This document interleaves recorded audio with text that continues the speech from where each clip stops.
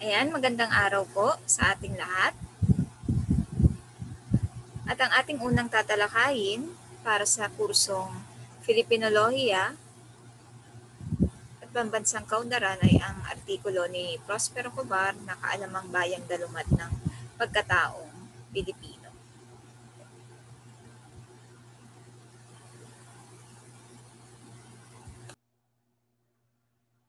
Ang paksa na nilalaman ng artikulo na to ay sumasailalim sa talakayan sa tinatawag natin na Filipino Psychology o Psikolohiyang Filipino.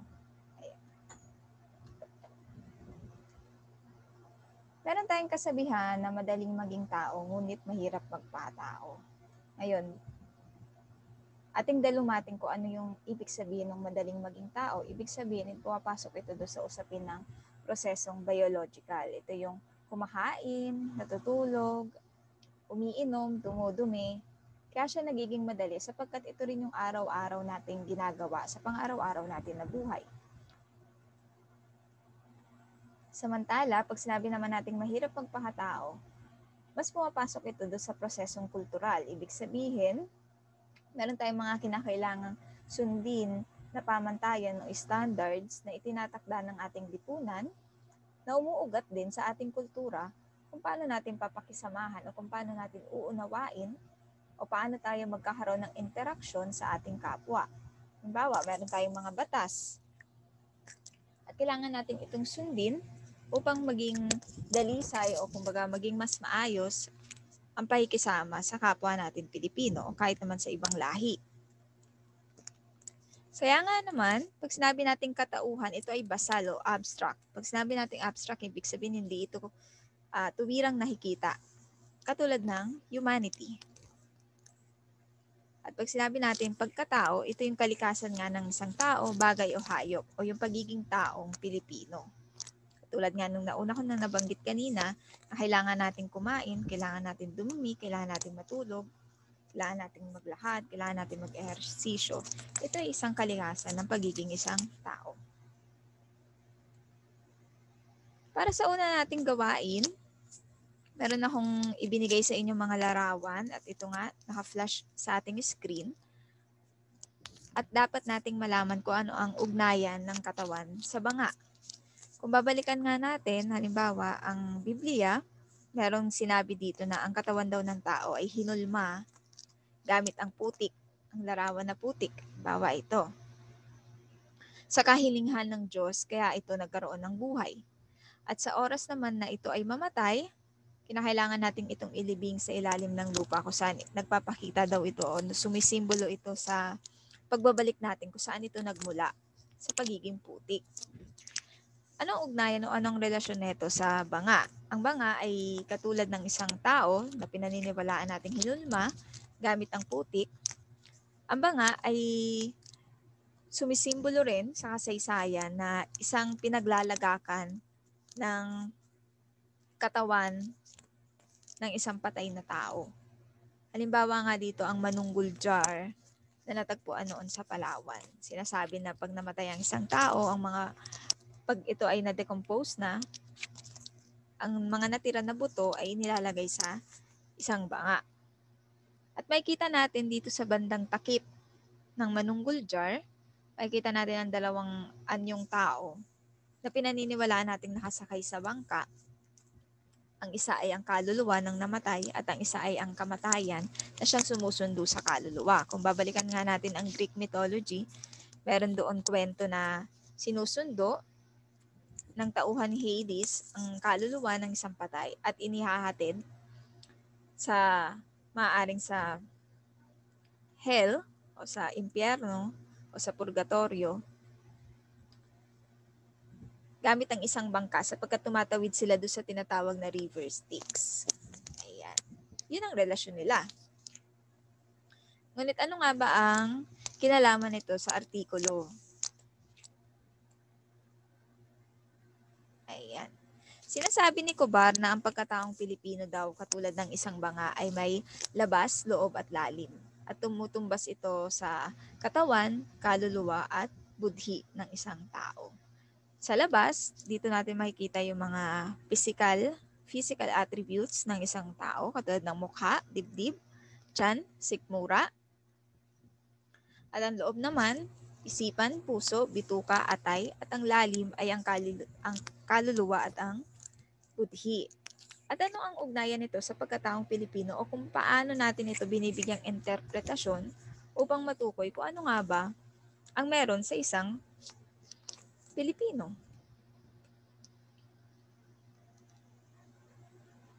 Ayan.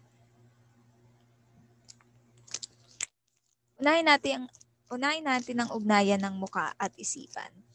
Pag nakita natin sa isang tao, halimbawa sa isa nating kaibigan o kaklase na malapad ang kanyang noo, marami tayong iba't ibang interpretasyon kung bakit malapad ang kanyang noo. At isa dito ay ang pagiging matalino. Ibig sabihin, pag nakita natin, ay, ang lapad ng noo niya, ibig sabihin matalino itong tao na to. O halimbawa naman, malagkit ang tingin. Pag nakita mo yung isa mong kaibigan na malagkit ang tingin sa isang bagay o sa isang tao, nakikita natin ito na meron siyang gusto o pagnanasa sa kanyang tinitingnan. Baga, ang lagkit naman ng tingin mo, may gusto ka siguro dyan. Pag naman sa lubong ang kilay, ibig sabihin ito ay nagpapahita ng galit. Pag sinabi nating madumi ang bibig, maaari itong magbigay interpretasyon sa tao na maaring siya ay isang chismosa, katabilang dila, kumbaga, o yung palamura. Kahit hindi naman dapat natin makita na ang pagmumura ay masamang gawain. Pero ina-associate natin ito sa pagiging madumi ang bibig. Yun ay nakaugat sa ating kultura. Sa isip naman, dito natin makikita ang level o kung gaano katataas o kalalim ang diwa o lirat, talino, bait at kamalayan o consciousness ng isang tao. Halimbawa, mataas mag-isip, ibig sabihin, ina-associate natin ito sa mga scholar, sa mga genius, kumbaga sa mga matatalino. Pag sinabi naman nating walang bait o walang ulirat, ibig sabihin wala itong kaalam-alam sa kung ano yung kanyang ginagawa. O ina-associate natin ito minsan kung gagawin natin itong scientific sa may mga mental health concern. Yan, o problem. Walang malay, walang kaalam-alam. Yan. Ibig sabihin daw, hindi lang natin mayugnay ang intention ng tao, kundi pati sa kanyang kilos o gawi, sa kanyang mga aksyon. Hindi lang sa intention.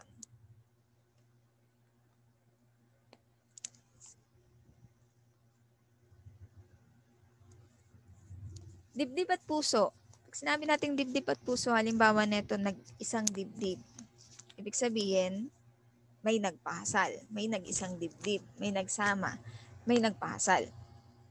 At alam naman natin na nagpapakasal ang isang tao dahil mayroong nabubuong pagmamahalan at inuugnay natin yun sa ating puso. Yan. Pero hindi natin ina-associate lamang sa kasal ang pag-iisang dibdib. Pwede rin itong sa halimbawa, sa kapatid, sa ating kapwa, o halimbawa, brother to brother, ganyan. Tiyan at bituka. Pag sinabi nating malaki ang tiyan, ibig sabihin busog, mataba, malaki ang tiyan, may nakakain. Bukod dito, ina-associate din natin ito sa mga, halimbawa sa mga political na ugnayan na, sa mga politiko na halimbawa corrupt, mga buwaya. Kaya nga mapapansin natin sa mga palabas o kahit sa mga nobela, pag binibigyan description ng isang corrupt na politiko, lagi siyang malaki ang kanyang tiyan. Ayan. Halimbawa, Fray Botod. Kung naalala ninyo yung kwento na iyon, isa siyang praile na pari na wala siyang ginawa kundi puros kasamaan sa kanyang nasasakupan sa mga Pilipino. Binigyan siya ng description ng may akda na malaki ang kanyang tiyan. Kaya nga botod. Maliit ang tiyan, ibig sabihin walang makain, malnourished, naghihirap. Yan ang ating sa ganitong usapin. Pero syempre, meron din naman na hindi lagi-lagi yun ang interpretasyon. Pwede rin natin ito maging interpretation na kaya maliit ang tiyan kasi maaaring siya isang artista. Kailangan niya maging sexy, kumbaga. Bitukang salasalabit. Same lang din. Walang nakakain. Sikmura at atay. Pag sabi natin sikmurang masama o kaya mahapding sikmura, ibig sabihin merong nakain na hindi maganda o kumbaga hindi okay sa katawan na nagresulta sa pagkakaroon ng masama na sikmura o mahapding sikmura. Kapag sinisikmura ka, di ba? Masakit ang tiyan. Malakas masikmura. Ito naman yung mas na-attribute natin sa Filipino psychology na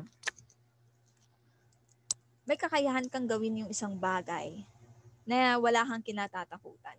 Ibig sabihin, kaya mo sikmurain. Halimbawa, sa mga palabas, merong mga linyahan na paano mo nasikmura ang pagsasagawa ng karumal-dubal na pagpatay. Ayan. Paano niya, kumbaga, nakakaya na gawin yung isang bagay na wala kang kinatatakutan, na wala kang iniisip. Yun yung dun sa usapin ng malakas masikmura o kumbaga kayang sikmurain. Ibig sabihin, natatansyan nito ang damdamin, pag-iisip, kilos at gawa ng isang tao. Alamin natin ang tambalan ng kaluluwa at budhi. Ang kaluluwa, may iba't iba siyang variasyon ng salita mula sa iba't ibang wika sa Pilipinas. Alam naman natin na ang Pilipinas ay isang multicultural, multilingual na bansa, kaya naman maraming wika ang umiiral na maaari ring magresulta syempre sa maraming salita na inaanak ng mga wika na ito. Halimbawa nga, salitang kaluluwa na ginagamit natin sa wikang Filipino o wikang Tagalog, may variasyon nito galing sa wikang Ibanag, halimbawa ang salitang karuruwa. Sa Ilocano, kararwa. Sa Kapampangan, kaladwa. At sa Bicolano naman ay kalag. At ang mga salitang ito ay pare-parehong nagmula sa salitang ugat na duwa o ang ibig sabihin ay dalawa. Kaya naman, pumapatungkol ito sa tambalan ng kaluluwa at katawan. Ibig sabihin, pag sinabi nating tambalan, di mo ito mapaghihiwalay. Once na naghiwalay ito, merong isa dyan na hindi niya kayang tumayo sa sarili niya. Halimbawa, ang katawan. Pag yan, tinanggalan mo ng kaluluwa, anong ibig sabihin nito? Ibig sabihin, wala na itong buhay. Ito ay patay na. Kaya sila lagit-laging magkatambal sa paniniwala natin sa pagkataong Pilipino. Ibig sabihin, ang kaluluwa ay pumapatungkol sa bilang batis ng buhay. Ibig sabihin, ito ang nagbibigay buhay sa katawan at ginhawa, syempre. At pag sinabi nating ginhawa, kung titingnan mo, sa wikang Cebuano, ito ay nangangahulugan na hininga. At alam naman natin na pag nalagutan tayo ng hininga, ibig sabihin na ito ay tayo ay pumanaw na o namatay o kumakalag na ang kaluluwa sa kanyang katawan. Sa pagkataong Pilipino, binibigyan natin ng interpretation ang kaluluwa bilang maganda o pangit. Magandang kaluluwa kung gumawa ka ng mabubuti sa iyong kapwa, pangit na kaluluwa kung puros kasamaan ang iyong ginawa, matuwid o halang na kaluluwa, ibig sabihin ito na yung mas malalim na pagbibigay interpretasyon kung saan kung matuwid ka, ibig sabihin ikaw yung mga sumusunod sa lahat ng utos ng Diyos, ng relihiyon ninyo. Same sa dalisay, ibig sabihin pure ka na. Pag sinabi mo namang halang, ito na yung hindi na talaga makatwiran. Kumbaga kung sa pangit na kaluluwa, ano halang, masama lang ang iyong ugali. Dito sa halang na kaluluwa, kaya mo nang gumawa ng mga, kumbaga binabali mo na yung mga kautusan. Diba? Kautusan sa Biblia, maging yung mga kautusan na ginawa ng tao, yung mga batas o polisiya, kaya mo na itong baliin. Maitim na kaluluwa. Ayan. Nasa ganoong degree ang pagtingin mo sa kung paano natin huhusgahan o bibigyang interpretasyon ang kaluluwa ng isang Pilipino batay sa kanyang mga isinagawang aksyon o gawin. Na siya ay nabubuhay pa. Pero kung titingnan din ninyo, madalas din naman natin na halimbawa namatay, marami nga nagsasabi na pag namatay ang isang tao, lagit-lagi siyang nagiging mabait sa tingin ng mga ng kapwa niya. Ayan. Kaya, nagkakaroon ng budhi o yung katambal naman ng kaluluwa. Ito na yung humuhusga sa buhay na naganap na. Kumbaga ito yung umuusig. Maaring hindi natin bigyan ng kapintasan ng kaluluwa, pero ang budhi, siya ang mismong gumagawa kumbaga ng aksyon para husgahan yung buhay na naganap ng tao na namatay. Ito daw ay iba sa konsensya. Kasi pag sinabi nga natin konsensya, di ba, ang konsensya lagit-laging nasa uli. Kaya naman ito daw ay nasa isipan lang ng isang tao. Hindi ito katulad ng konsensya. Kaya ito ay kumbaga mas malalim in nature, mas laganap at nasa ikaibuturan ng isang Pilipino, ng pagkataong Pilipino. Ayan. At yun yung pagsusuri ni Kovar sa kung paano niya tinitingnan ang pagkataong Pilipino. Baga nakabatay ito sa labas, loob at lalim. Katulad nga daw ng isang banga. Baga, binigyan niya lang ng metaphor ang banga bilang isang pagkataong Pilipino. Ngunit ayon sa scholar na si Ramon Guillermo, napansin niya daw na may hilaw ang pananaliksik na isinagawa ni Kovar ukol sa pagkataong Pilipino. Bakit? Kasi meron itong mga kakulangan. At ito yung 4 na iyon. Una, hindi scientific. Ibig sabihin, may kakulangan sa batayan sa usapin ng siyensya at agham sa kung paano bibigyang interpretasyon ng mga bagay-bagay. Kumbaga mas lumabas na nakaayon lamang ito sa sariling interpretasyon ni Kovar at hindi ito humuhubog sa kung ano man ang dapat na pagbatayan o nakaayon sa facts. At nakapokus lang daw to sa wikang Tagalog. Ibig sabihin, hindi lang sa usapin ng wika. Bagamat merong mga binigay na mga salita, variasyon ng salitang kaluluwa, binibigyang focus ang wikang Tagalog sa usapin na sa paniniwala. Kumbaga, ganito rin kaya ang nagiging pagtingin, halimbawa, kung pupunta tayo sa tribo ng mga Mangyan o tribo ng mga Tausug. Hindi natin alam. O baka naman dito lang sa sentro, ang ganitong pagtingin. Yun yung gustong sabihin dito ni Guillermo. Na dapat bigyan din ng interpretasyon o kumbaga isaalang-alang din sa pagbibigay interpretasyon at huwag kumbaga malawakang tingnan bilang ito ang pagkataong Pilipino. Kung hindi naman daw kumbaga nabigay ang side ng iba't ibang tribo o iba-ibang grupo sa Pilipinas. Kasi katulad nga ng sinabi ko, multilingual at multicultural ang Pilipinas. Meron tayong 180 plus na wika.